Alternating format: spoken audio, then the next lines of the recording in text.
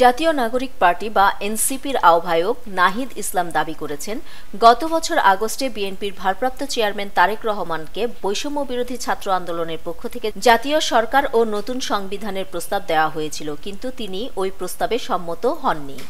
আজ বৃহস্পতিবার নিজের ভেরিফাইড ফেসবুক অ্যাকাউন্টে দেওয়া এক পোস্টে তিনি এই দাবি করেছেন। তিনি ৩টি বিষয়ে লিখেছেন এই পোস্টে।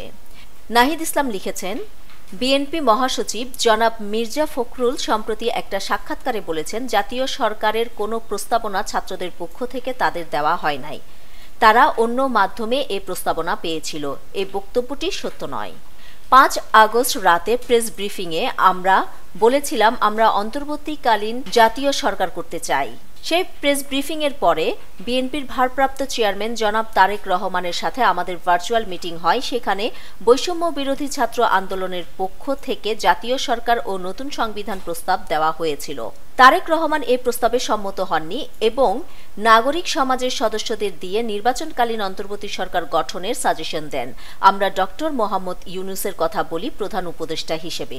উপদেষ্টা পরিষদ শপথ নেওয়ার আগে তারেক রহমানের সঙ্গে আরেকটি মিটিংয়ে এই প্রস্তাবিত উপদেষ্টা পরিষদের সদস্যদের নিয়ে আলোচনা পর্যালোচনা হয় বলেও লিখেছেন তিনি। নাহিদ ইসলাম আরও লিখেছেন, আমাদের ভেতর প্রথম থেকে এটা স্পষ্ট ছিল যে ক্ষমতা কোনোভাবে সেনাবাহিনী বা সেনাবাহিনী সমর্থিত কোনো গ্রুপের কাছে দেওয়া যাবে না। এতে আরেকটা ১-১১ হবে এবং আওয়ামী লীগ ফিরে আসার সুযোগ তৈরি হবে এবং আমাদের প্রতিরক্ষা বাহিনী ক্ষতিগ্রস্ত হবে।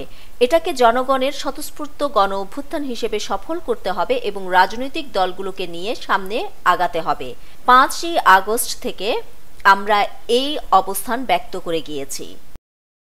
নিউজ ডেস্ক, দৈনিক পূর্বকোণ।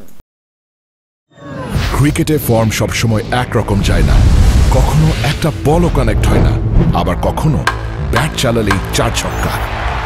লাইফটাও ঠিক ক্রিকেটের মতোই, সময় সবসময় একরকম যায় না, কিন্তু সময় যেমনই হোক বাড়ি করাই সবসময় সেরা বিনিয়োগ। সেই সেরা বিনিয়োগ করুন সেরা সব উপকরণ দিয়ে। তাই কিছু টাকা না বাঁচিয়ে বাড়ি করুন বেস্ট সিমেন্ট 7 রিং সিমেন্ট দিয়ে।